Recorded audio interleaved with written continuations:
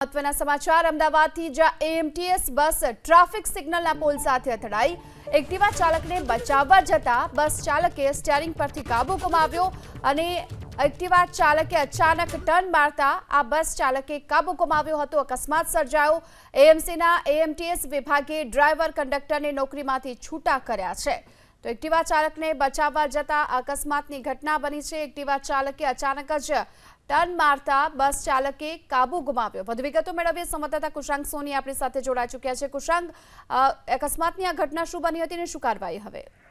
સવારે 6 વાગે અમદાવાદના વિજય 4 રસ્તા ઉપર આ અકસ્માતની ઘટના બની। એએમટીએસની બસ ગુજરાત યુનિવર્સિટીથી વિજય 4 રસ્તા તરફ જઈ રહી હતી। તે વખતે અચાનક એક એક્ટિવા ચાલક રસ્તામાં આવ્યા અને તેમણે કોઈ પણ સાઇડ લાઇટ બતાવ્યા વગર જ અચાનક ટર્ન લેવા જતા બસ ચાલક છે તે એક્ટિવા ચાલકને બચાવવા ગયા। તેના કારણે સંતુલન ગુમાવ્યું હતું અને જે બસ છે તે ટ્રાફિકના થાંભલા જોડે અથડાઈ, જેના કારણે આખો થાંભલો પડી ગયો છે।